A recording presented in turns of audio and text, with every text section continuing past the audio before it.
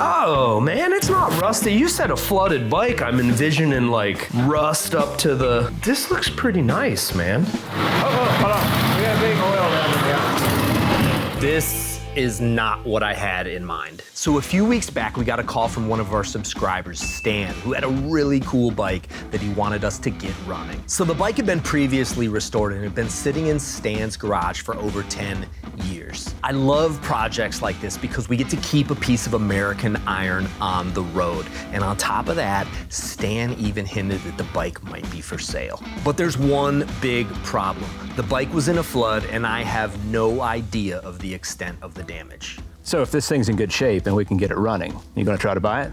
You know I love a big flatty. Stan, what's up, bud? So tell me what we're working with here, man. Is this thing all rusty and crusty, or what's it look like? No. It's a 39U with a 27 sidecar. I didn't know you had a Servi car. It was in the flood down in... That one was in a flood too? Yeah. You got that running? No, the You hadn't even messed with that one. transmission shot. Transmission It's shot. toast. So we got two flooded bikes. So this is what this is it under here? Should we pull the cover on this? This is Merry Christmas to Stan. Oh man, it's not rusty. You said a flooded bike. I'm envisioning like rust up to the... No. This looks pretty nice, man. So first glances, it looks like a really nice bike, or at one point, it was a really nice bike. The paint's shiny, a lot of the aluminum's still clean, but one of the things about flood motorcycles and flood cars, you never know what the inside's gonna be like. Wiring could be shot, insides of the cylinders could be rusty. It's kind of a nerve-wracking scenario. Anytime you fire something up first time, these are classic bikes and we don't wanna do any damage, but my hopes are that we can put some fuel in this thing, address some of the stuff. Of course, we'll check all of the lubrication points and fingers crossed that we're gonna be in good shape. All right. First glance is that it's a really nice bike. What, so you got an earlier... 27 sidecar. It's a 27 sidecar, so the sidecar's from a JD. Brake on it or no brake? Yes, it's got a brake. Yeah, it's got a brake, so actually that's probably a VL sidecar. Yeah, the guy that I bought it from, he wrote it all down here. 39U Harley Flathead with a ULH top end. It's okay, so they bored it out to 80 inches. Correct. That's nice. M51L Lincoln carb. Yeah, it's got an M50. That's an Sidecar body. 80-inch only I carburetor. take it back, that's a 28. A 28 JD sidecar, man. LE, he says. 28 LE sidecar. Chassis is a 41. This fender's a 38. Both of them are 38s. That's a 38 tip on there. Is it? Got a 39 rear stand, 39 style exhaust. You got 39 style oil tank, 39 only reverse transmission. That's really rare. Wow, so. All I know is it's cool, and when I saw it, I wanted it. You got good taste, bro. I saw this on eBay. So I go down there. He opens up the garage. It was like the archangels are singing. This thing's sitting there. It's a giant garage full of Harley stuff, and I bought it from him. Yeah, look, it's got 52 miles on this odometer there, so the thing's hardly been ridden. It's a nice bike, man. It's got a lot of good parts on it. So tell me about this. So tell me about the flood. When was the flood? How long ago? 10 years. Oh God, it's been that long. Yeah. Hurricane? You're Yeah. from Florida. Yeah, St. Augustine. Yes. You remember which hurricane it was? No, I've lived through so many of them down there. It's like, oh, we got another one today? Okay. How high was the water? It never got in the carb. That's a good sign. Good sign. I really feel for Stan here. I mean, he bought the bike of his dreams, put 52 miles on it, and then it got flooded out. I mean, the bike's been sitting all these years and he's hardly had a chance to ride it. I'm driving over here thinking, this thing sit underwater for a week. No. Looking at the paint, it's obvious that it didn't. The insurance guy wanted to total it. He wanted to total it? And I said, no, man. And then I told him, you know how much you're gonna have to give me? I ended up making, it's been flooded twice. Wait, it's been flooded twice? You didn't tell me it was flooded twice. That one too, both of them. You told me it was flooded once. Twice. But the same story. It's getting more So complicated. now, did it run in between the two floods, or it's been No. flooded twice? Oh, okay. Okay, so no. The truth comes out. When Stan told me the bike had been flooded twice, I'm realizing there's gonna be a lot more work than we planned. As nice as this bike looks, we're probably getting in over our head today. You didn't repaint it since the flood? No, You promise? I promise. This is the way I bought it. I mean, honestly, like looking at it, the only thing that you can is like the tailpipe. Like, you know, Tailpipe's got the little rust, rusty. yep. Yep, and that's thin sheet metal. Have you tried kicking it over? No, No? not for a long time. His first test is how does this thing feel? Feels a little stiff. Feels a little dry. See, that feels all right. It feels okay. Spark Advance feels all right. I think we're gonna jump right in.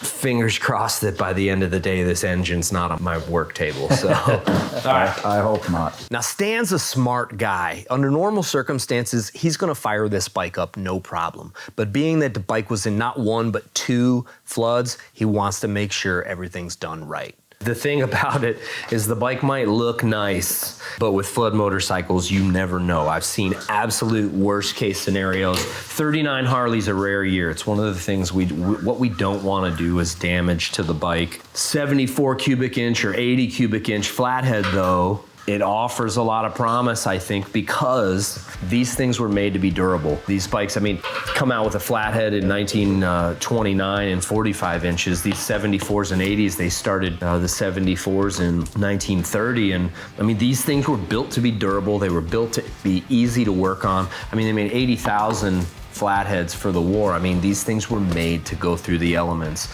I've seen them run through water. I've never seen any just sit in water though. So not a lot of tools required to work on old Harleys. At least we hope it's not a lot of tools. We start having to pull that engine out and we're gonna have major specialized tools in order to get the thing rebuilt and running properly. So we got 4 or 5 quarts of oil. I did bring a test light. We got Croyle, carb cleaners, some WD. Got that fancy funneled so I don't spill all over the floor. Condenser, which I figure this is almost a probable. I did bring a relay. Make sure your charging system works. If that relay got wet, there's no telling. Rubber ducky float and a needle and seat. So as for tools, you know, we got our knife pads and got a couple wrenches of each size, flathead screwdriver, some needle nose pliers, a few ratchets. I think it's gonna work pretty good. So let's go ahead, first thing we do, let's get that new battery installed, Chris, and we're gonna start chasing electrics. I'm gonna go ahead and check the points and see if we can get everything moving and working like it should. Okay, so you're gonna install that battery. We'll go ahead and flip the key when you get it installed. I didn't know there was a vent in that. There's a crankcase vent over on this side, and if that thing had water in it and there could also be water in the transmission. Your vent on your transmission, it is the highest point on the trans, so that's encouraging, but you never really know. Let's see what the inside of this trans look. Working on a bike with a sidecar is always tough. Yeah. There's just no easy way to There's get where no you need easy to go. way to get over to that right side. We've got it. Right now, just in case you need that. That's dry. Go ahead and flip that key. I'm gonna check these points here. Yeah, that's a big blue spark though. I'm feeling like condenser. It almost might be worth changing straight away. What we've got going on here is the condenser. You know, when you flick those points and you see that big fat blue spark, usually that means a bad condenser. When the points fire, it makes the spark that much more consistent. So brand new fresh one here. I'll tell you what, it sure does look like a nice bike though. All things considered, it's got a beautiful top end on it. Those aluminum heads are a little bit later. They didn't come out with the aluminum on the UL models until 1940, but it was a common upgrade. They just cool a lot better and they've got a great look to them. Yeah, much better. They had a big fat spark straight away. So I don't think we're gonna check any of the other stuff, man. I think I'm gonna leave this off. Chris, let's get some oil in this thing. Yeah, flip that, And some flip gas. that throttle again. Yeah. You were turning it? Yeah, that's right. Okay, so throttle lever stuck, and it's stuck halfway open, which is about the last place you want it to be stuck. If we were to try and fire this thing, it'd go crazy, and we'd be shutting her down quick. Watch your eyes. Yep. Go ahead, get her to move. It's tight, ain't it? Yep. Okay. I suppose the easiest thing to do would be to pull this carburetor off. Let's do it. Okay. We won't regret it. If this thing runs right, I'm gonna see if Stan will sell me this bike. He seems kind of attached to it, but at the same time, he's been to Wheels Through Time a dozen times. He knows what this place is all about, knows what Wheels is all about, and a 39 ULH would look real good right there in the main gallery. It is turning out to be a little more involved than I thought. Well, you know what? Bikes in a flood, the carburetor usually has to come off. What this is going to give us an opportunity, though, is to double check and make sure everything's just like it needs to be. God, that thing is tight. Oh, there's our problem. You've got one of those big bowls on it. See, now what you've got here is interference. I can see it's You can bigger. see and you can see this is called a bean pot bowl. They hold more fuel, but they're not without their issues. You see what you've got is the edge of that bean pot there. The edge of the float bowl's rubbing on your throttle plate. That's why it wasn't freeing up. So Right. I'm glad I brought a float. What we're gonna do is pull this apart and do a quick rebuild. Let's bring her up to the table here. Okay, step by step, taking a Linkert carburetor apart. They're not high tech and they're not difficult pieces to work on, but everything's got to be right. First thing I do is pull the high speed and low speed needles out. What you're looking for there is crud on the taper. Crud up on the top doesn't really matter, but that taper, you see that right there, that would have made a difference as to how the bike runs. Just any sort of buildup there, talking thousandths of an inch on the inside of these carburetors. So it all makes a difference. And our main goal is to rebuild this float. I want to use your original parts, but I believe we're probably going to have deeper issues. Yeah, it is stuck. The main nozzle, see, and this is what collects the crud right there is the main nozzle. I don't know if you can see it. It's that tube right inside here. Let me see, look, free as a bird now. That was the interference on the throttle plate, and you can see where it scored the bowl. Interference on your throttle plate. That's free as a bird, which is good, means it's not bent. As far as what the internal passages look like, this is, okay, it looks clean. Hang on. Ooh, yikes, those are tight. When that guy's stuck, that's a scary prospect there because what happens is that brass carburetor, brass needle, they get corroded. You know, that nasty fuel kind of just congeals and just turns to solid. That's just the baby flame. It works. Yeah, that's perfect. That's great. Yeah. I can already tell. That thing was frozen solid a second ago. Okay, so yeah, these Linkert carburetors, they come apart pretty easy. This was one of the very first things I ever rebuilt. It was my dad had just set me loose on a pile of Linkert carburetors, and that's the way you learn. See there? Boom. Oh.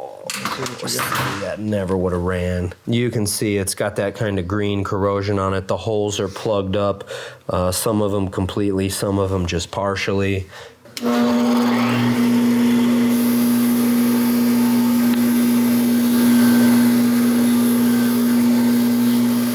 Years of sitting, some of those years with just a little bit of fuel in the bowl. It doesn't take a lot. That was not the most difficult one I've ever had to get out either. You know, we didn't have to use any heat. That was good. I've had some absolute disasters. I've broken off taps. It can be pretty bad. So Clean now? the holes, let's clean them out. I got heavy wire. Some Counting Crows in there, you know? Yeah, okay. We're clean. We're gonna have to do something about this. And I kind of want to bake it out, but I want to make sure that we're not breathing any of it in.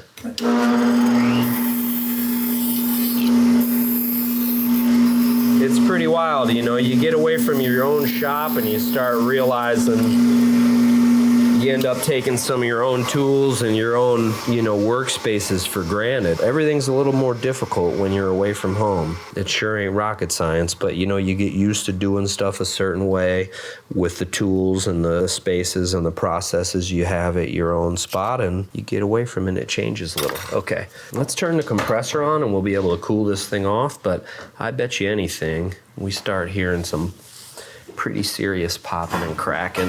I would ultrasonic clean this at my shop. It's like having another employee with little tiny baby hands who can crawl into the passages and scrub them out. Yeah, it's.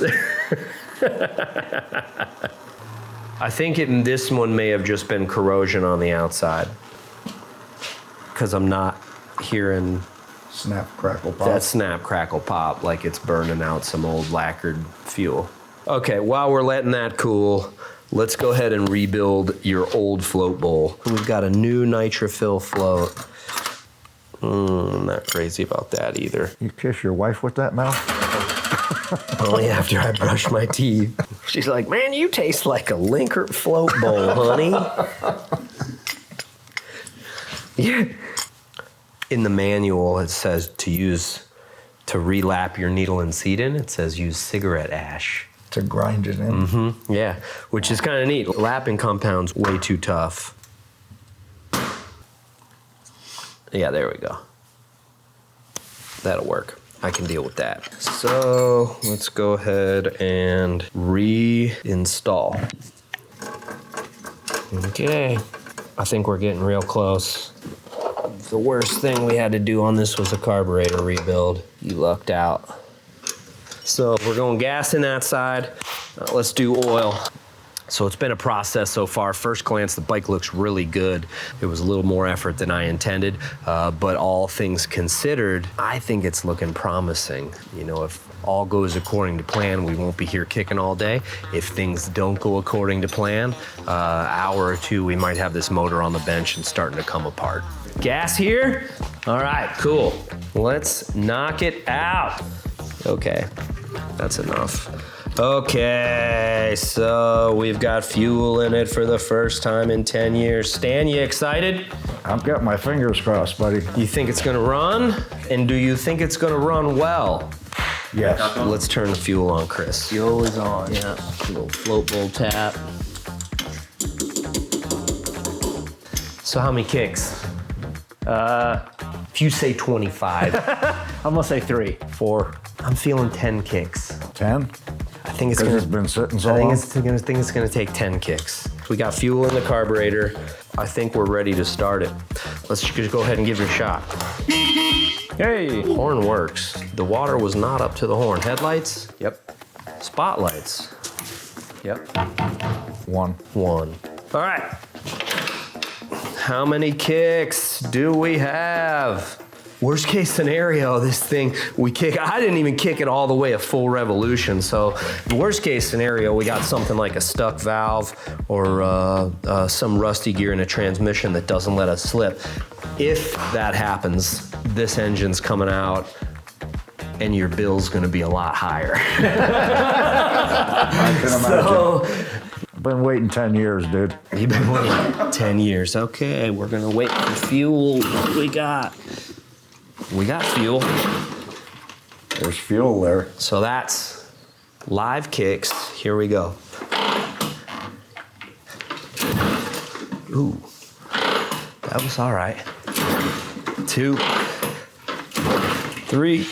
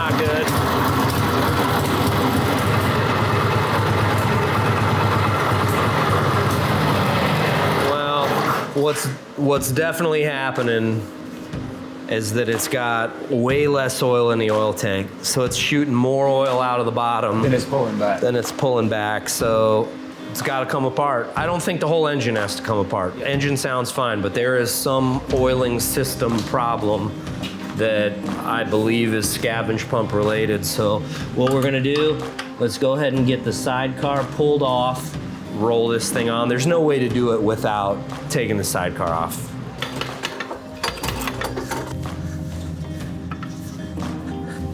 All right, Stan, I'm gonna go put this thing on the lift. Couple days.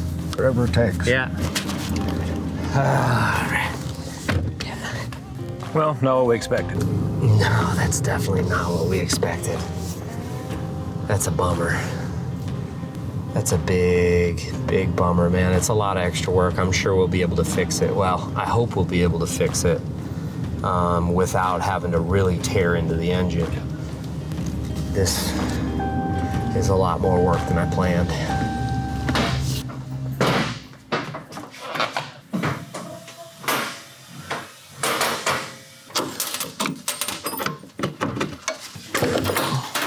Finesse.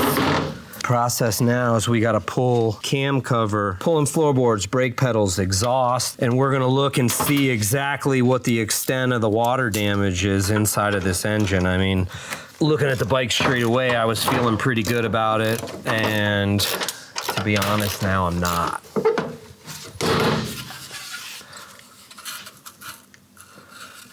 Is that a hole? Oh, that's a hole. Well, problem number 2.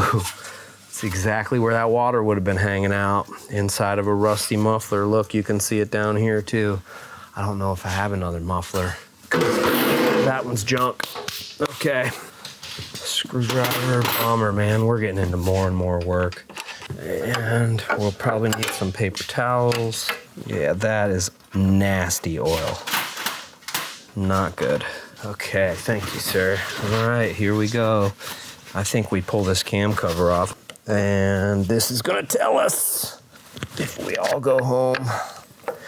Okay, so guys, this is why when you see those flood damaged vehicles from down south, hurricanes and the like, buyer beware. They can look pretty on the outside, but you never know what sort of problems you're going to get into. The bike even ran well, but wasn't circulating oil. This old 1939 Flathead, at the moment, is a long way from being back on the road. The further we get into this thing, the more I'm thinking about not making Stan an offer. Okay, off comes the cam cover. No.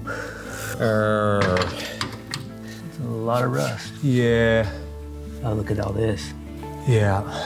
Man, that thing was full. And you know what? I think that's why. That's why. Yeah. Is it that whole screen was clogged. Oh my God. It's a good thing we didn't run it long. It's all rusty. Ay, man. Not very good. Coming out. Yep. So, 2. Oh, it's a worst case scenario, y'all. Oh, that's just sand, ain't it? Well, I mean, Oh my God. Oh, yeah. Wow. Is that okay, guys? Dinner's on us. It's on us. Oh my gosh, I've never seen anything that bad. So, I guess the whole motor's got to come apart. Yeah, I mean, because you know if it's there, it's in the bottom end too. I mean, in the cam, I mean the flywheels. Well, by the time I have it rebuilt, maybe it will be something I want to buy. knock the labor off the price. It's gonna be thousands to rebuild this engine, and time I don't have.